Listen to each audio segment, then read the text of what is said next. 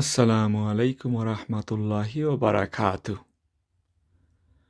আজকে আমরা কুরআন শরীফের 109 নম্বর সূরা সূরা আল কাফিরুন আমরা নিজের ভাষায় বোঝার চেষ্টা করব। যদিও আমরা অনেকেই এই ছোট সূরার বেসিক মিনিং বুঝি, তার বাদেও এই ছোট ছোট আয়াতগুলার মিনিং লইয়া তাদাব্বুর করা লাগব। ডিপ রিফ্লেকশন করার মাধ্যমে সূরাটার গভীর মিনিং বোঝার চেষ্টা করা লাগব। এই সূরাটাও একটা মাক্কি সূরা এবং সূরাটার মাঝে 6টা আয়াত আছে। আমরা যারা আল্লাহরে একমাত্র রব মানিয়া আল্লাহ প্রদত্ত জীবন ব্যবস্থারে অ্যাকসেপ্ট করছি, তারা যাতে আমরার দিনের ব্যাপারে কোনো কম্প্রোমাইজ করি না। কুরাই সকল তল্লা খান ইবাদত আল্লাহর লগে অন্য কুন্তারে শরিক করি না, অর্থাৎ আমরার অন্তরর দৃঢ় বিশ্বাস মুখ দিয়া ঘোষণা করি আর কুফরির লগে কোনো ধরনের কম্প্রোমাইজ না করিয়া আমরার কর্মর মাধ্যমে আমরার বিশ্বাসর প্রতিফল ঘটাই। বিশেষ করি আমরা যারা পশ্চিমা দেশ সকলতো থাকি, তারারে ধর্মর ব্যাপারে কম্প্রোমাইজ করবার লাগি বিভিন্ন ধরনের প্রস্তাব এবং প্রলোভন দেওয়া হয়। অতএব এই সূরাটা আমরারে এই ব্যাপারে সতর্ক করে। এই সূরার শানে নুজুলটা কি আমরা জানতাম পারি যে কুরাইশ লিডার অকলতে যখন নবী করিম সাল্লাল্লাহু আলাইহি ইসলাম এবং তান সাহাবী অকলতরে বিভিন্ন ধরনের অত্যাচার, নির্যাতন, শারীরিক এবং মানসিক অ্যাটাক করিয়াও তারারে ইসলাম তাকি হরাইতে পারল না, তখন তারা একটা নরম কৌশল অবলম্বন করল। নবী করিম সাল্লাল্লাহু আলাইহি ইসলাম রে প্রলোভন দেখাইল যে তান্ডে তারা ধন সম্পদ দিয়া মক্কার সবচেয়ে বেশি ধনী মানুষ বানাইয়া তারার লিডার অর্থাৎ প্রেসিডেন্ট বানানির প্রস্তাব দিল, যদি তাইন তারার মূর্তি পূজার বিরোধিতা থাকি বিরত থাকেন। কিন্তু তাইন যখন তারার এই ধরনের সব কুপ্রস্তাব রিজেক্ট করলা, তখন তারা আর কোনো উপায় না পাইয়া তানরে অফার দিল যে তাইন যদি 1 বছর তারার লাখান চলইন, অর্থাৎ মূর্তি পূজা এলাও করইন, তাইলে বাদর বছর তারা নবীজির ধর্ম অনুসরণ করব। তারার এই কুপ্রস্তাবর জবাব নবীজিয়ে কিলাখান দিতা, ইটা আল্লাহ শিখাইয়া দিছইন এই সূরাত। অতএব এই সূরাটা নবীজির লগে ডাইরেক্টলি কানেক্টেড।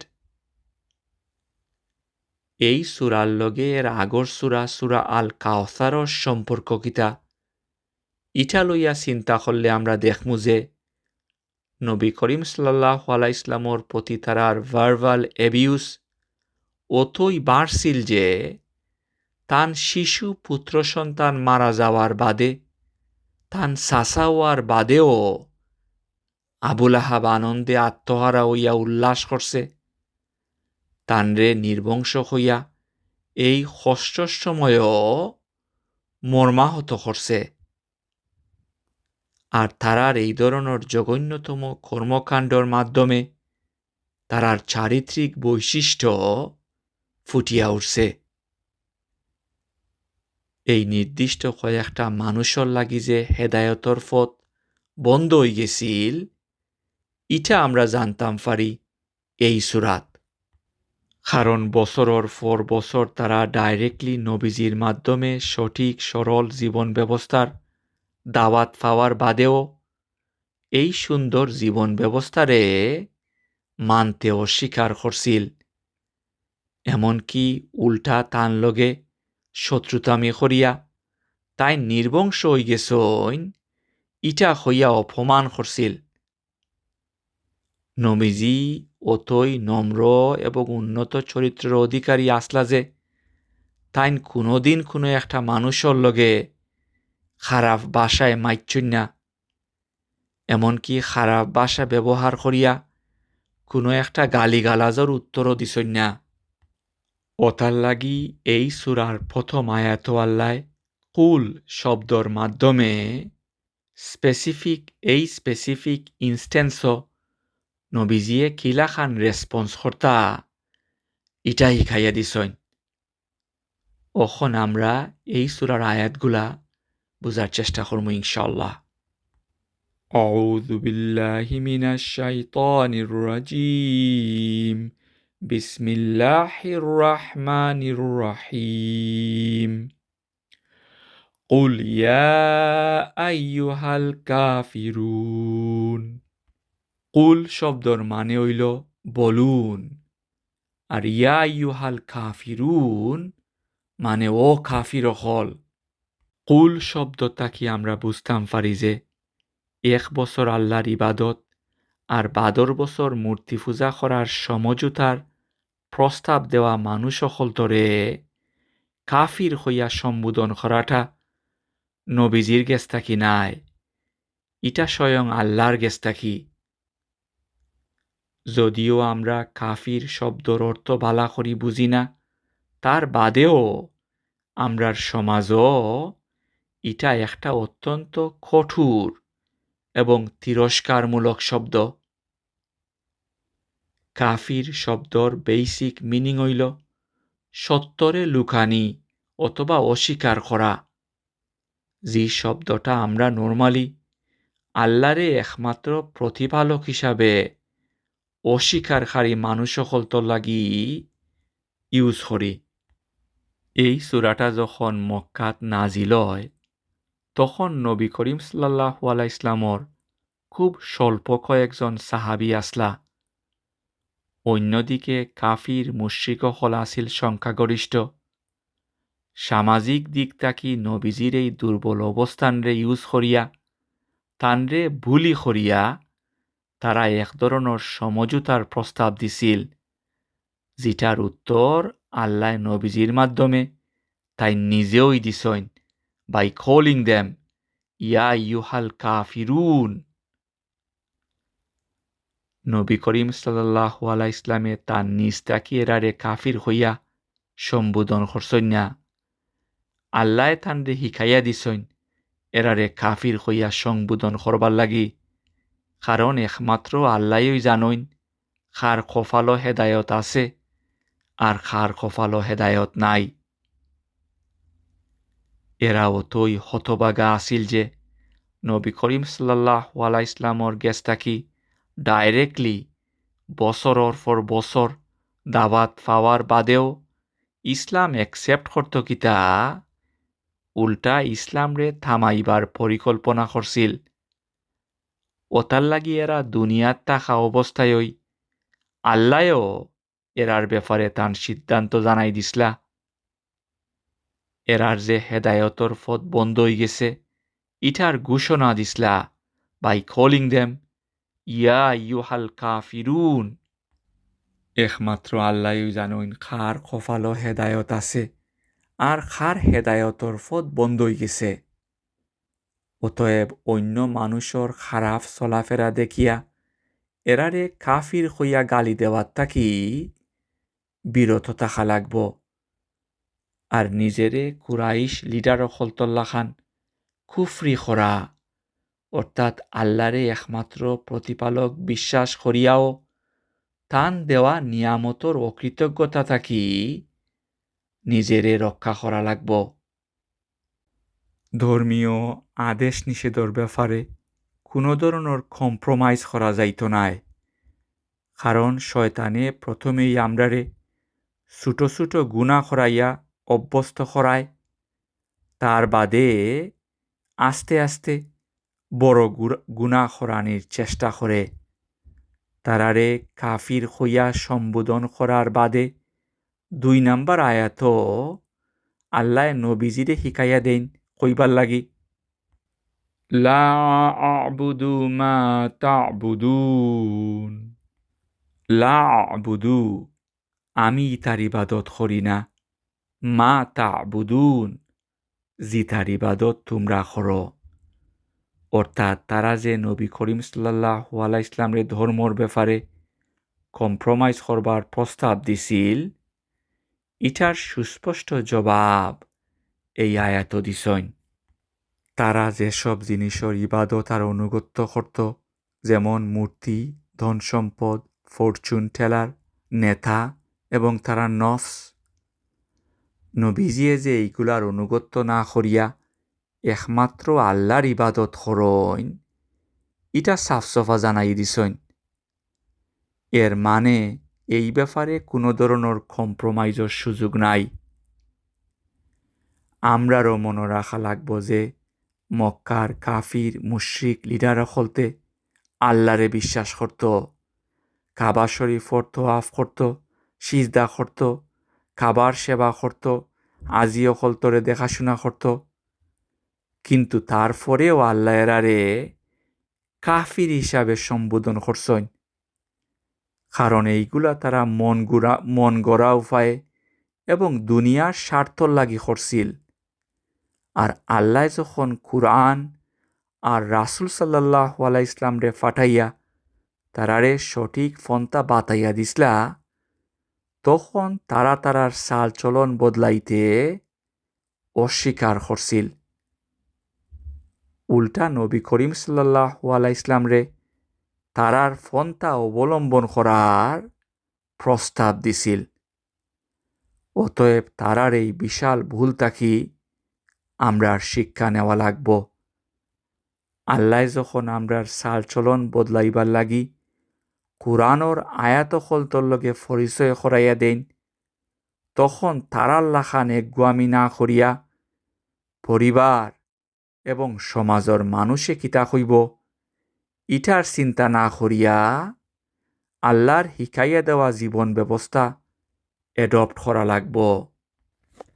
উলামা হলতর মতে লা শব্দর মাধ্যমে খালি রাসূল সাল্লাল্লাহু আলাইহি ইসলামর বর্তমান অবস্থানই নাই, ভবিষ্যতেও যে ইবাদতর ব্যাপারে তাইন কোনো ধরনের কম্প্রোমাইজ করতা নাই, ইটা জোরালোভাবে তুলিয়া ধরা হইছে। অতএব আমরাও যখন এই আয়াতটা উচ্চারণ করি, তখন আমরার নফসরে মনে করাইয়া দেওয়া লাগব যে আমরাও নবী করিম সাল্লাল্লাহু আলাইহি ইসলামুল্লাহ খান এই ঘোষণাটা দিলাম যে বর্তমান এবং ভবিষ্যতেও আল্লাহ ছাড়া আর কোন তার গুলামি করতাম নাই। নবী করিম সাল্লাল্লাহু আলাইহি ইসলামের জীবনে একবার এই ঘোষণাটা দেওয়াই যথেষ্ট আছিল। তার বাদেও তাইন প্রতিদিনর প্রথম নামাজ, ফজরর সুন্নত, সূরা আল কাফিরুন এবং সূরা আল ইখলাস পাঠ করতা। মাগরিবর 2 রাকাত সুন্নত এই 2টা সূরা পাঠ করতা এবং রাত ঘুমাইবার আগেও এই সূরাটা পড়তা। অতএব নবীজির এই প্র্যাকটিসটা কি এই সূরার আয়াত হলতর গুরুত্ব অনুধাবন করা লাগব। 3 নম্বর আয়াত আল্লাহ তারার ভণ্ডামি উন্মোচন করছেন আর নবী করিম সাল্লাল্লাহু আলাইহি ইসলামরে ওপেনলি ঘোষণা করবার লাগি কইছেন যে ওয়ালা আনতুম আবিদুনা মা আবুদ। ওয়া মানে এবং, লা মানে নও, আনতুম মানে তোমরা, আবিদুন মানে ইবাদতকারী, মা আবুদ মানে আমি যার ইবাদত করি, অর্থাৎ তোমরা তান ইবাদতকারী নাই, আমি যেই মহান সত্তার ইবাদত করি। জন্মসূত্রে কাবাগরর মুতোয়াল্লি হওয়ার ফলে বাপ দাদার ট্রেডিশন দরিয়া রাখবার লাগি জাহেলিয়াতর যুগও তারা হাজি অখলতর দেখাশোনা করছে। অর্থনৈতিক সুবিধা পাইবার লাগি আরবিয়ান পেনিনসুলার সব মূর্তি পূজারী অখলতর মূর্তি অখলতরে কাবা শরীফও সম্মানর সহিত রাখিয়া ধর্মনিরপেক্ষতা প্রমাণ করিয়া টাকা কামাইছে, যদিও মাঝে মাঝে আল্লাহরেও খুশি করার চেষ্টা করছে।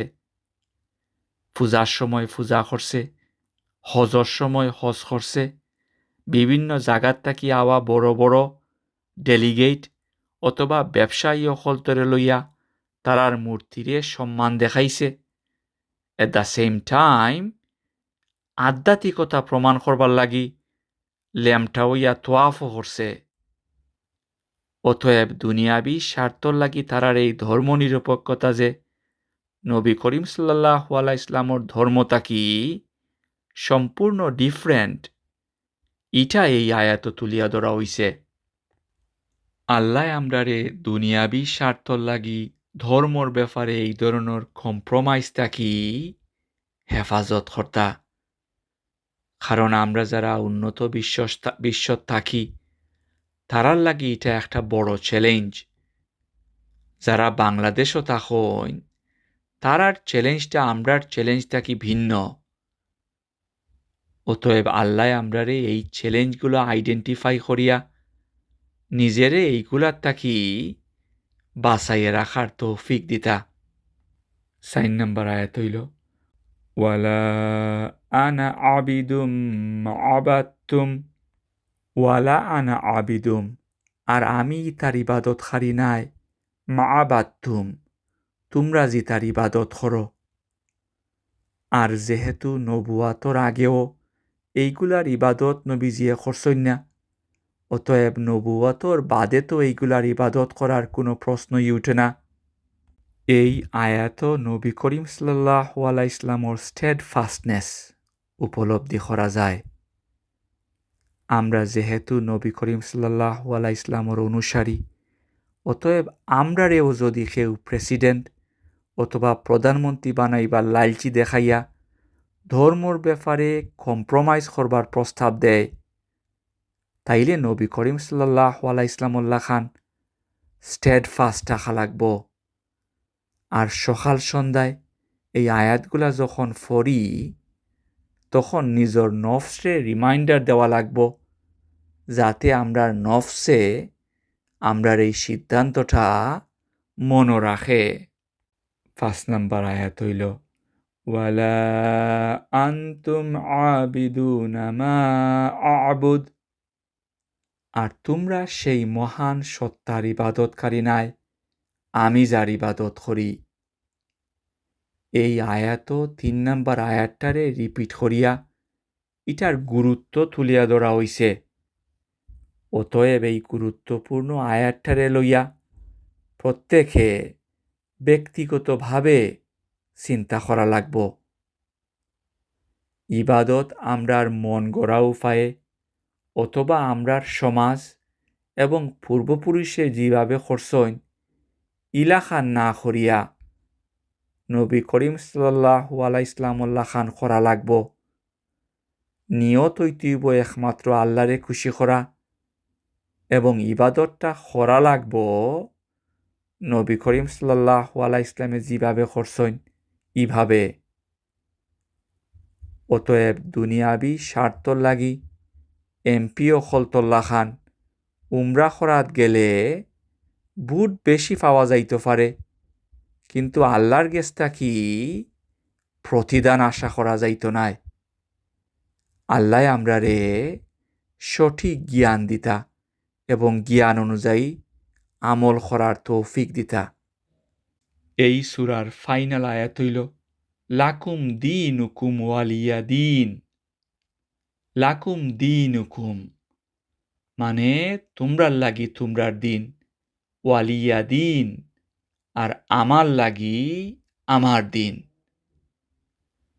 সূরাটার নাজিলর প্রেক্ষাপট এবং ফুরা সূরাটা লইয়া গভীরভাবে চিন্তা না করলে অনেকেই এই আয়াতটার অপেক্ষা করতে পারে। কারণ এই আয়াতটার মানে ইটা নাই যে তোমরা জিতা মন চাই ইটা করা কন্টিনিউ করো আর আমি আমার পথে চলা কন্টিনিউ করি। এই সূরার নাজিলর প্রেক্ষাপট লইয়া আমরা চিন্তা করলে দেখমু যে নবী করিম সাল্লাল্লাহু আলাইহি ইসলামে নবুয়তর বাদে দীর্ঘ 10 বছর তারারে দিনে রাইতে সঠিক পথে চলার আহ্বান করার বাদেও তারা জানিয়া বুঝিয়া আল্লাহ প্রদত্ত জীবন ব্যবস্থারে অনুসরণ করত কিতা উল্টা নবী করিম সাল্লাল্লাহু আলাইহি ইসলাম এবং তান সাহাবী অকলতরে অত্যাচার এবং নির্যাতন করছে। এমনকি এক পর্যায়ে আইয়া উল্টা নবী করিম সাল্লাল্লাহু আলাইহি ইসলাম রে দিনর ব্যাপারে কম্প্রোমাইজ করবার লাগি প্রস্তাব দিছে। আর তারার এই প্রস্তাবর উত্তর নবী করিম সাল্লাল্লাহু আলাইহি ইসলামে তান ইচ্ছা মতো দিছেন না। আল্লাহর শিখাইয়া দেওয়া শব্দ হল হুবহুব উচ্চারণ করছেন। তারারে তারার দিন অর্থাৎ জীবন ব্যবস্থা এবং ধর্মীয় রীতিনীতির উপযুক্ত প্রতিফল ইয়াউমুদ্দিনও ফাইব ইটার রিমাইন্ডার দিছেন। এবং নবী করিম সাল্লাল্লাহু আলাইহি ইসলামেও যে তারার লগে ধর্মর ব্যাপারে কোনো ধরনের কম্প্রোমাইজ করতা নাই ইটার ফাইনাল রিমাইন্ডার দিছেন।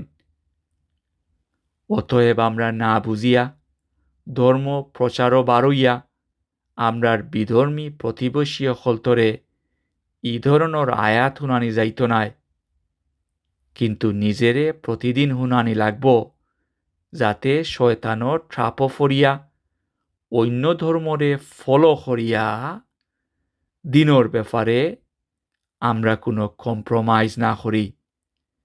কারণ এরটা কি হতবাগা আর কেউ হইতে পারে যে সঠিক দিনর অনুসারী হইয়াও এই দিনটা কি লাইনচ্যুত হয়ে গেছে। আল্লাহ আমরারে এই সূরার মূল বিষয়বস্তু সঠিকভাবে বুঝিয়া নবী করিম সাল্লাল্লাহু আলাইহি ইসলামরে পরিপূর্ণভাবে অনুসরণ করিয়া দিনুল কাইয়িমার উপরে অটল থাকার তৌফিক দিতা। আসসালামু আলাইকুম ওয়া রাহমাতুল্লাহি ওয়া বারাকাতুহু।